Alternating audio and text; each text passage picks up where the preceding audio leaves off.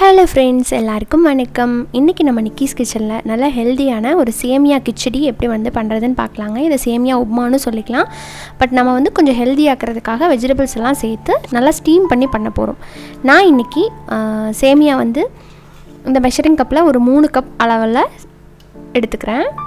நீங்கள் பாக்கெட்டில் எடுக்கிறீங்கன்னா அது எந்த அளவுக்கு இருக்கும், ஒரு பாக்கெட் ஐ திங்க் 2 கப் இருக்கும் அப்படின்னு நினைக்கிறேன். இது ஒரு 1.5 பாக்கெட் கிட்ட நான் சேர்த்துருக்கேன்னு வச்சுக்கோங்க. மொத்தம் 3 கப் அளவுக்கு சேமியா இருக்குது. இதை ஒரு பாத்திரத்தில் சேர்த்துட்டு தேவையான அளவுக்கு நம்ம தண்ணி சேர்த்து இதை கொஞ்சம் நேரம் ஊற வைக்க போகிறோம். ஒரு 5லேருந்து 7 நிமிஷம் ஊற வச்சு நல்லா சாஃப்டானதுக்கப்புறம் இதை நான் இட்லி பாத்திரத்தில் வேக வச்சு தாளிக்க போகிறேன். நீங்கள் அப்படி இல்லைன்னா சுடு தண்ணியில் வேக வச்சும் தாளிச்சிக்கலாம், அப்படியும் பண்ணிக்கலாம். பட் இது அதை விட இன்னும் கொஞ்சம் ஹெல்தி. இப்போ ஒரு 5 நிமிஷத்துக்கு அப்புறம் பார்த்திங்கன்னா நம்ம ஊறின சேமியாவை எடுத்து இந்த மாதிரி இட்லி பாத்திரத்தில் போட்டுட்டு நம்ம ஸ்டீம் பண்ணி எடுத்துக்கலாம்.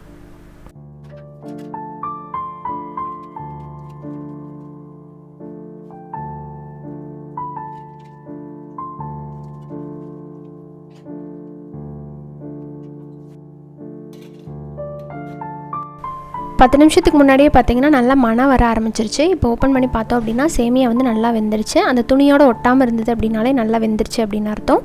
கொஞ்சம் உங்களுக்கு ஸ்டிக்கியாக இருக்கிற மாதிரி தான் இருக்கும். இப்போ இதை ஒரு பிளேட்டில் மாற்றிட்டு நம்ம ராகி சேமியா மாதிரி நல்லா சாஃப்டாக இருக்காது, கொஞ்சம் ஸ்டிக்கியாக இருக்கும். இதில் பார்த்திங்கன்னா கொஞ்சமாக தண்ணி தெளிச்சு விட்டுட்டு தண்ணி தெளிச்சு விட்டு அப்படியே கையில் பரட்டி விட்டிங்க அப்படின்னா ஒன்றோட ஒன்று ஒட்டாமல் கரெக்டாக வந்துடும். இதுக்கப்புறம் நம்ம தாளிச்சிக்கலாம். இந்த ஸ்டெப்பை மறக்காதீங்க. அடுத்ததாக தாளிக்கிறதுக்கு பார்த்திங்கன்னா ஒரு கடாயில் ஒரு 2 டேபிள் ஸ்பூன் அளவுக்கு கடலெண்ணெய் சேர்த்துக்கிறேன். எண்ணெய் சூடானதுக்கப்புறம் கொஞ்சம் கடுகு போட்டுக்கலாம்.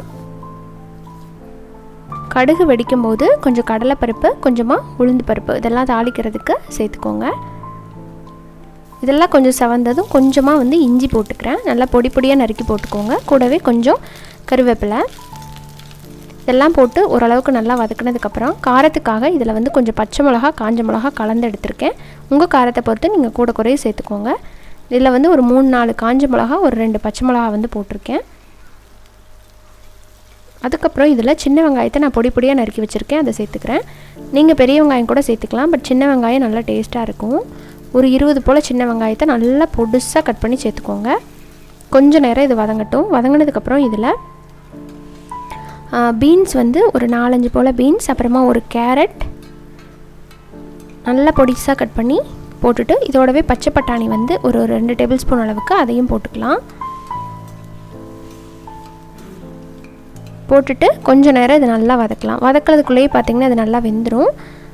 ஒரு பாதி அளவுக்கு குக் ஆயிரும். இதில் கொஞ்சம் போல் மஞ்சத்தூள் சேர்த்துக்கலாம். உங்களுக்கு கலர் வேணுன்னா மஞ்சள் பொடி சேர்த்துக்கோங்க, அப்படி இல்லைனா ப்ளைனாக ஒயிட்டாகவும் பண்ணிக்கலாம். இந்த எண்ணெயில் கொஞ்சம் பச்சை வாசம் போகிற அளவுக்கு நல்லா இந்த காய்களை வதக்கினதுக்கப்புறம் இதில் தேவையான அளவுக்கு கல்லுப்பு சேர்த்துட்டு கொஞ்சமாக தண்ணி சேர்த்துக்கிறேன். 1 கப் அளவுக்கு தண்ணி சேர்த்துட்டு இந்த காயெல்லாம் நல்லா வேக வச்சதுக்கப்புறம் நம்ம சேமியா சேர்த்துக்கலாம்.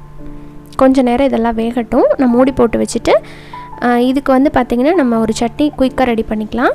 அதுக்கு 1 கப் அளவுக்கு துருவன தேங்காய், 1/4 கப் அளவுக்கு பொட்டுக்கடலை, கூடவே கொஞ்சம் மல்லித்தலை, கருவேப்பிலை, அப்புறமா காரத்துக்கு தகுந்த மாதிரி காஞ்ச மிளகா, பச்சை மிளகா, ஒரு 3 பல் பூண்டு, கொஞ்சம் இஞ்சி எடுத்துருக்கிறேன், கூடவே கல்லுப்பு.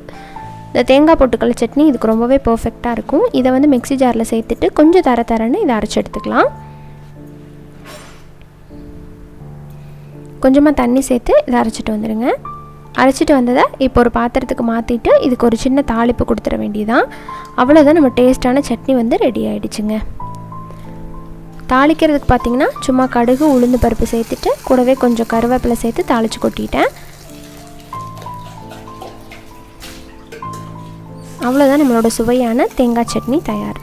தேங்காய் பொட்டுக்கடலை சட்னி. இந்த பொட்டுக்கடலைக்கு பொதுவாக இதில் நீங்கள் முந்திரி சேர்த்தும் பண்ணலாம், அதுவும் சூப்பராக இருக்கும். இப்போ பார்த்தீங்கன்னா காய் நல்லா வெந்துருச்சு. அதே நேரத்தில் தண்ணி நல்லா வத்திருச்சு பாருங்கள். இப்போ ஒரு டைம் நல்லா இதை மிக்ஸ் பண்ணி விட்டதுக்கப்புறம் நம்ம இதில் சேமியாவை சேர்த்துக்கலாம்.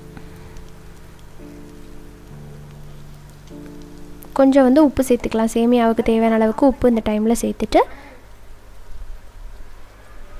கொஞ்சம் கொஞ்சமாக சேமியாவை சேர்த்து நம்ம மிக்ஸ் பண்ணி விட்டுற வேண்டியதான். இப்போ நான் அந்த தண்ணி லைட்டாக தெளிச்சுட்டு கலந்ததுக்கப்புறம் நல்லா சாஃப்டாக பூ மாதிரி வந்திருக்கு. நீங்கள் தண்ணியில் வேக வச்சிங்கன்னா கூட அந்த ஈரப்பதம் இருந்துகிட்டே இருக்கும். பட் இந்த மாதிரி ஸ்டீம் பண்ணி எடுக்கும்போது நல்லா சூப்பராக இருக்கும். அதே நேரத்தில் நல்லா வெந்தும் இருக்கும்.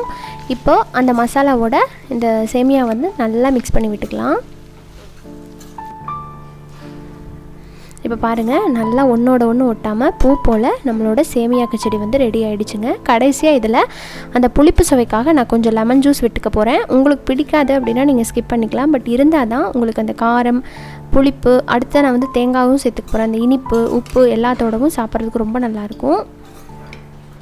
இப்போ இதில் கடைசியாக கொஞ்சமாக வந்து துருவன தேங்காய், அப்புறமா கொஞ்சம் மல்லித்தலை, இது எல்லாத்தையும் போட்டுட்டு நம்ம நல்லா கலந்து எடுத்துட வேண்டியதுதான். இந்த மல்லித்தலையும் தேங்காயும் இந்த உப்புமாவுக்கு வந்து நல்ல சூப்பரான ஒரு டேஸ்ட் கொடுக்கும். இல்லை நான் வந்து தேங்காய் போட மாட்டேன் அப்படின்னா நீங்கள் விட்டுருங்க, தேங்காய் விட்டுட்டும் பண்ணிக்கலாம். அவ்வளோதாங்க, அருமையான நம்மளோட சேமியா கிச்சடி ரெடி ஆகிடுச்சு. இன்றைக்கி வந்து இதை இன்னும் கொஞ்சம் ஹெல்த்தியாக்கிறதுக்காக இது கூட நான் வந்து பாதாம் பால் வந்து செய்ய போகிறேன். அதுக்கு வந்து ஒரு 10லேருந்து 15 போல் பாதாமை வந்து முத நாள் ஊற வச்சுருந்தீங்க, நைட்டே நீங்கள் ஊற போட்டுட்டீங்க அப்படின்னா இப்படி வந்து அடுப்பில் வந்து போட்டு வேக வைக்க தேவையில்லை. நான் ஊற வைக்கல அப்படிங்காட்டி ஒரு 10 பாதாமை நல்லா ஒரு 5 நிமிஷம் இந்த மாதிரி சுடுதண்ணியில் கொதிக்க விட்டுட்டு அதுக்கப்புறம் தண்ணியை வடிச்சிட்டு தோலை உரிச்சிங்கன்னா ஈஸியாக தோல் வந்து உறிஞ்சு வந்துடும். இது கூட ஒரு 2லேருந்து 3 போல் ஏலக்காய், ஒரு 2 டேபிள் ஸ்பூன் அளவுக்கு ப்ரௌன் சுகர் சேர்த்துக்கிறேன். இதில் வந்து வெல்லம், அப்படி இல்லைன்னா பனங்கல்கண்டு, இந்த மாதிரி எது வேணாலும் ஒயிட் சுகர் எது வேணாலும் சேர்த்து பண்ணிக்கலாம். கொஞ்சம் தேவையான அளவுக்கு தண்ணி சேர்த்துட்டு நம்ம இதை நல்லா நைஸாக அரைச்சி எடுத்துகிட்டு வந்துட்டேன். இப்போ இதில் இன்னொரு பாத்திரத்தில் பார்த்திங்கன்னா 1 கப் அளவுக்கு பால் சேர்த்துட்டேன். பால் நல்லா கொதித்ததும் இதில் வந்து நம்ம அரைச்சி வச்சுருக்கிற அந்த பாதாம் பாலை கலந்துக்கலாம். கொஞ்ச நேரத்தில் பார்த்திங்கன்னா அந்த பால் வந்து கெட்டியாக ஆரம்பிக்கும் லைட்டாக. அந்த ஸ்டேஜ் வர்றது வரைக்கும் நல்லா கலந்துக்கோங்க. இதில் தேவையான அளவுக்கு நம்ம வந்து சர்க்கரை முதல்லே ஆட் பண்ணிட்டோம். உங்களுக்கு பத்தலைன்னா இந்த டைமில் கூட போட்டுக்கலாம். இது இன்னும் நல்லா ஹெல்த்தியாக பண்ணணும் அப்படின்னு நினச்சிங்கன்னா டேட்ஸோட அந்த இது இருக்குது இல்லைங்களா, அதை கூட நீங்கள் சேர்த்துக்கலாம், டேட் சிரப்பை. இப்போ இதில் கொஞ்சம் நம்ம கட் பண்ணி வச்சுருக்கிற நட்ஸையும் தூவிட்டு இறக்கிட்டோம் அப்படின்னா நம்மளோட ஹெல்த்தியான பிரேக்ஃபாஸ்ட் வந்து ரெடி ஆகிடுச்சு. நல்ல சத்தான சேமியா கிச்சடி, அது ஒரு சட்னி, கூடவே நம்ம ரெடி பண்ணியிருக்கிற பாதாம் பால். அவ்வளோதான். இதே மாதிரி இதே அளவுகளோட இந்த ரெசிபீஸை ட்ரை பண்ணிவிட்டு உங்கள் ஃபீட்பேக் சொல்லுங்கள். இன்னொரு இன்ட்ரெஸ்டான ரெசிபியோட மீண்டும் சந்திக்கிறேன். அது வரைக்கும் நன்றி, வணக்கம்.